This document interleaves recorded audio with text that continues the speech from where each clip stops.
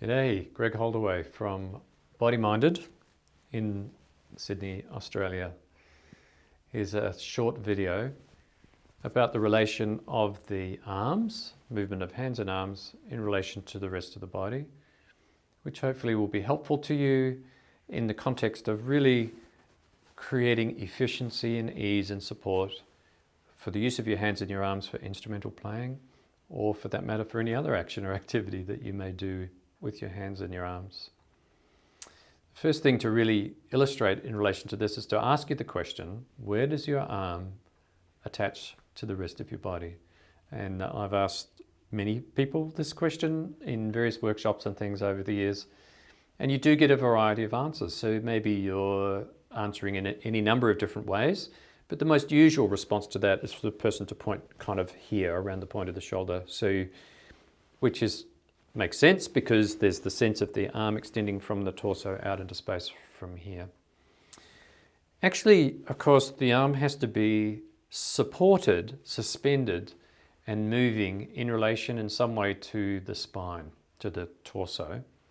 And if you feel from the point of your shoulder inwards across the top of your chest, like this, you find your collarbone or clavicle. And if you keep tracing that in, you come to the bump. There's obviously one on each side, the bump where your clavicle or your collarbone attaches to your sternum or breastbone. So find that little bump, and then when you feel that bump, that's feeling the inside edge of the collarbone. Now move your arm around. So you're going to lift your hand up or down, forwards, backwards, and can you feel your collarbone moving? Yeah. You know, it's not possible to move your arm, do something with your hand that involves the movement of your whole arm without movement occurring here. This is the place where the body attaches the arm to the rest of the skeleton at that little bump where you've got your finger on. At the back, the arm is wrapping around over the top of the ribs via your shoulder blade. So you know you've got a shoulder blade back here, and we will have a look in a moment on the skeleton, look at these structures. The shoulder blade is floating and moving over the back of the ribs in the musculature, and it can move in any direction depending upon the freedom, the availability of movement in those muscles that surround it. So essentially the whole arm structure is suspended right up from your neck, from the back of your skull, but the musculature that runs down and over the shoulder girdle into the back through the muscles in the center, and indeed right down into the base of the back in here. There's musculature which is attached to your arm, and of course across the front onto the pectoral or chest muscles which are up here. So it's as if the whole arm is wrapping over or wrapping off the chest, the whole torso. So the arm is moving and wrapping around and off the whole torso. That's such a significant conception for anybody who uses their hands and their arms for repetitive activity or instrumental playing being the obvious example. Because when you move your arms around in whatever way with an instrument, whatever the particular action is that you're doing with your instrument or your movement, the whole structure in here is moving a whole lot. Take this action of lifting your shoulders and bringing your hands, maybe bring the back of your hands together.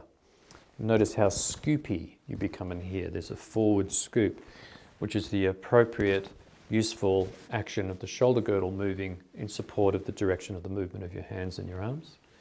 You bring your hand right up over the top of your head. Notice how close the top of my shoulder has become to my ear, because the shoulder blade is moving around the ribs in a direction which allows it to move way up and around closer to the body. Or bringing the arm forward like this. And now the point of my shoulder is here. And then as I bring my arm back again, you can see how much movement is occurring in the shoulder blade in relation to the movement of my hand going forward of my body. It's like a significant amount. There's a lot of movement, a lot of flexibility in the shoulder girdle. Any process or idea about action which in some way restricts that movement will result in stress or tension in the coordination of the hands and the arms, particularly up and around this region, because effectively you're trying to stop something moving here, or not including the movement of this area. As the hand goes forward, the shoulder tries to stay back, and they pull against each other, and you get a kind of a stress. So let's take a look at the skeleton and see if we can get a slightly deeper visualization or understanding of that. Okay, and it is kind of funny. Here's our Scully with his Aussie hat on.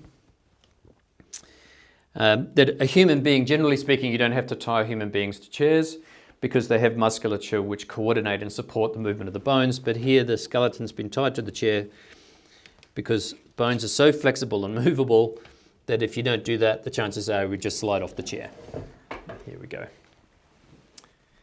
Everything's so movable, so many joints, so many possibilities for action and movement. But today, just really looking at this relation of the arms to the rest of the torso. Maybe we'll put the Akuba aside for a moment. Okay. All right, so let's take a look. So here we are with the hand and the arm. You can see that with the skeleton, because there is no musculature, it has to be somewhat pinned into the back of the skeletal model. But even then, the shoulder blade is wanting to move. As soon as I move the hand and the arm, the shoulder blade is wanting to move. If we release the pin, so the shoulder blade is more movable, then you can see that as the arm is going up, the shoulder blade is rotating and moving. If it's a forwards organized action, as most actions are in that way, in a sense, the shoulder blade is not just rotated, but also moved slightly forwards. From there, you can see that the point of the shoulder blade here has come all the way around the ribs, essentially onto the side of the ribs. And if you do this action for yourself, you're extending your arm up and forward, up and around like this, or up like this, and you can feel the point of the shoulder blade coming right around your ribs, around onto your side. If you have somebody to work with where you can appropriately feel the movement of the bone in the back, you can feel that bone moving around in their back as they're moving their arm. If we turn around a little more, you can see that the flexibility of the movement of the shoulder blade is such that it can go right in towards the spine. That's a retraction of the shoulder girdle, pulling your shoulders back. It takes quite a lot of muscular effort to do that. Even though the action is obviously available to do, it pulls the arm backwards and makes it possible to do things somewhat backward with the movement of the arm.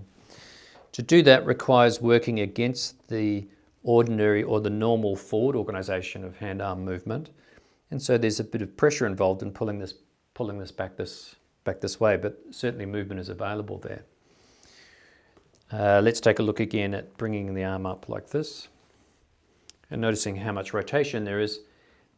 In the front, when we rotate back around, come on around, Scully, let's have a look. In the front, if we rotate back around like that, you can see the angle of the collarbone has changed so much because the top of the shoulder blade where it attaches has gone way up.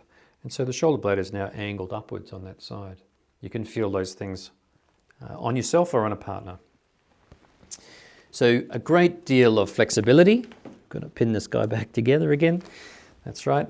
Great deal of flexibility, great deal of available movement in the structures that suspend and coordinate or organize the movement of the hand and the arm in relation to the torso.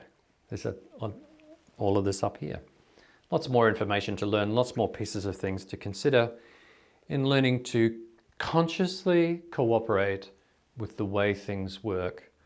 In the first instance, consciously cooperating with the way things work in your body. Do some experiments, hoping that's really useful for you. If you have any questions or requests, please do send them by email or make the request in whatever way, and we will endeavour to answer those. And we'll look forward to seeing you next time. Here we go. Okay, bye.